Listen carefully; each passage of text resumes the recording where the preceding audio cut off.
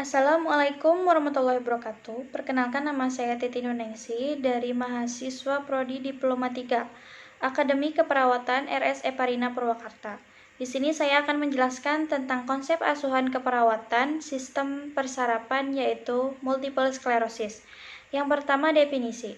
Definisi multiple sclerosis adalah penyakit degeneratif sistem saraf pusat kronis yang meliputi kerusakan mielin, material lemak, dan protein dari selaput saraf.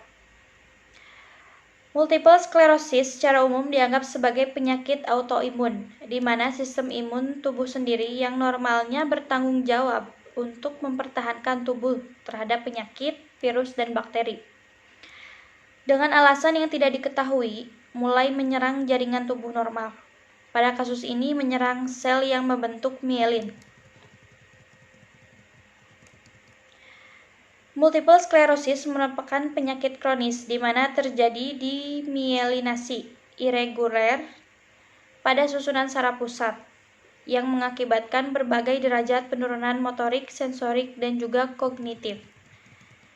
Yang kedua, ada etiologi. Ada beberapa hal yang menyebabkan multiple sclerosis. Yang pertama, lapisan merujuk pada destruksi mielin, lemak, dan material protein yang menutupi lapisan saraf tertentu dalam otak dan medula spinalis. Yang kedua, lapisan mengakibatkan gangguan transmisi impuls saraf. Yang ketiga, perubahan inflamasi mengakibatkan jaringan perut atau skar yang berefek terhadap lapisan saraf. Yang keempat, menyebabkan tidak diketahui tetapi kemungkinan berhubungan dengan disfungsi autoimun, kelainan genetik, atau proses infeksi. Yang ketiga, ada patofisiologi. Multiple sclerosis ditandai dengan inflamasi kronis. Keadaan neuropatologis yang utamanya adalah reaksi inflamatori, mediasi imun, yang beberapa percaya bahwa inilah yang mungkin mendorong virus secara genetik, mudah diterima individu, diaktifkan sel T merupakan pada lingkungan.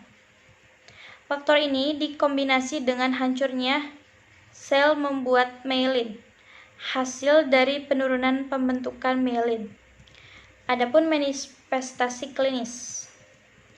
Yang pertama, gejala sensor atau sensorik. Paralise ekstremitas dan wajah. Prestasia, hilang sensasi sendi dan hilang rasa posisi, bentuk, tekstur, dan rasa getar. Adapun gejala motorik, kelemahan ekstremitas bawah, hilang koordinasi, tremor, gaya jalan goyang, dan spatis. Gejala pada medula oblongata, kemampuan berbicara lemah, pusing, hilang pendengaran, dan gagal napas. Adapun komplikasi. Komplikasi biasanya terjadi pada multiple sclerosis. Yang pertama, disfungsi pernapasan. Yang kedua, infeksi kandung kemih, sistem persarapan, dan sepsis. Yang ketiga, komplikasi dari imobilitas. Pemeriksaan diagnosis. Ada MRI, CT scan, urodinamik, neuropsikologi. Ada penata laksanaan. Penata laksanaan dibagi menjadi dua, yaitu yang pertama serangan akut dan gejala kronik. Yang serangan akut, yang pertama, hormon kortikosteroid digunakan untuk menurunkan inflamasi dalam waktu singkat. Terus yang kedua, imunosupresan dapat menstabilkan kondisi penyakit. Terus gejala kronik, ada pengobatan spastik seperti terapi fisik, intervensi pembedahan. Terus yang kedua, kontrol kelelahan dengan namatidin. Adapun konsep asuhan keperawatan. Yang pertama, pengkajian. Pengkajian meliputi identitas. Identitas bisa terdiri dari nama, umur, tanggal lahir, agama, dan lain-lain. Terus yang kedua, keluhan utama. Muncul keluhan lemah pada anggota badan, misalkan seperti itu. Terus yang kedua, ada riwayat penyakit dahulu. Terus penyakit riwayat sekarang, riwayat penyakit keluarga. Adapun pemeriksaan fisik. Yang pertama, keadaan umum.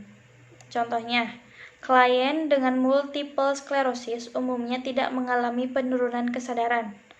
Adanya perubahan pada tanda-tanda vital meliputi bradikardi, hipotensi, dan penurunan frekuensi pernapasan berhubungan dengan bercak lesi di medula spinalis. Yang kedua, breathing. Pada umumnya, klien dengan multiple sklerosis tidak mengalami gangguan pada sistem pernapasan. Pada beberapa klien yang telah lama menderita multiple sklerosis dengan tampak dari tirah baring lama mengalami gangguan fungsi pernapasan. Contohnya, infeksi umum. Didapat klien batuk atau tidak. Terus yang kedua, palpasi. Takstil primitus seimbang kanan dan kiri. Terus perkusi, adanya suara resonan pada seluruh lapang paru. Auskultasi, bunyi napas tambahan seperti napas tidor, ronhi, dan wheezing. Terus yang kedua, blood. Pada umumnya, klien dengan multiple sklerosis tidak mengalami gangguan pada sistem kardiovaskuler akibat dari tirah baring. Terus yang ketiga ada brain. Merupakan pengkajian fokus atau lengkap dibandingkan pengkajian pada sistem lainnya. Adapun bleeder, bowel, dan bone. Adapun diagnosa yang diambil, yang pertama, hambatan mobilitas fisik berhubungan dengan kelemahan, parasis, dan spastisitas. Terus yang kedua, resiko cedera berhubungan dengan kerusakan sensori dan penglihatan, tampak tirah baring lama, dan kelemahan spastik. Terus yang ketiga, perubahan pola eliminasi urin berhubungan dengan kelumpuhan saraf perkemihan. Intervensi. Yang pertama, hambatan mobilitas fisik. Tujuan, dalam waktu 3x24 jam, klien mampu melaksanakan aktivitas fisik sesuai dengan kemampuan. Dengan kriteria hasil, klien dapat ikut serta dalam program latihan. Yang kedua, tidak terjadi kontraktor sendi. Yang ketiga, bertambahnya kekuatan otot.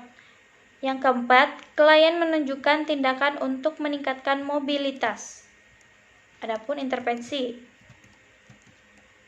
Yang pertama, kaji mobilitas yang ada dan observasi terhadap peningkatan kerusakan. Kaji secara teratur fungsi motorik.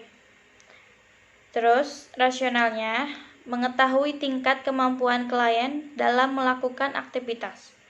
Terus yang kedua, modifikasi peningkatan mobilitas fisik. Rasionalnya, relaksasi dan koordinasi latihan otot meningkatkan efisiensi otot pada klien multiple sklerosis. Terus yang ketiga, anjurkan teknik aktivitas dan teknik istirahat. Terus diagnosa yang kedua, resiko cedera berhubungan dengan kerusakan sensori. Tujuannya dalam waktu 3x24 jam, resiko trauma tidak terjadi. Dengan kriteria hasil, klien mampu berpartisipasi terhadap pencegahan trauma.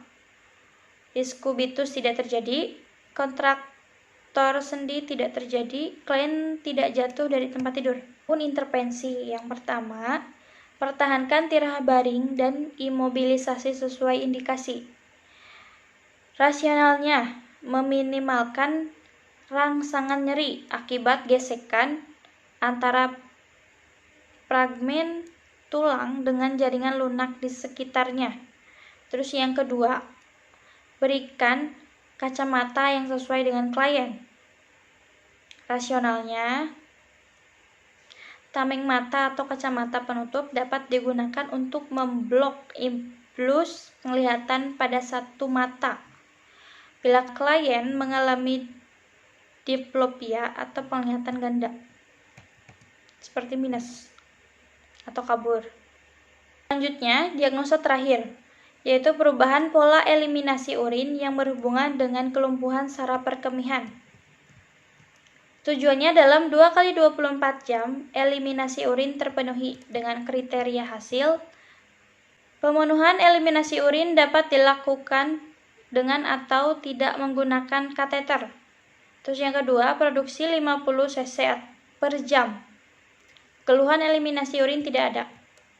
Dengan intervensi, yang pertama, kaji pola berkemih dan catat urin setiap 6 jam. Rasionalnya, mengetahui fungsi ginjal. Yang kedua, tingkatkan kontrol berkemih dengan cara berikan dukungan pada klien tentang pemenuhan eliminasi urin. Lakukan jadwal berkemih, ukur jumlah urin tiap 2 jam. Rasionalnya, jadwal berkemih diatur awalnya setiap 1-2 jam dengan perpanjang interval waktu bertahap. Klien diinstruksikan untuk mengukur jumlah air yang diminum setiap 2 jam dan mencoba untuk berkemih 30 menit setelah minum. Rasionalnya, menilai perubahan akibat dari inkontinensial urin. Sekian video dari saya, mohon maaf apabila ada kesalahan kata. Wabillahi taufiq wal hidayah. Wassalamualaikum warahmatullahi wabarakatuh.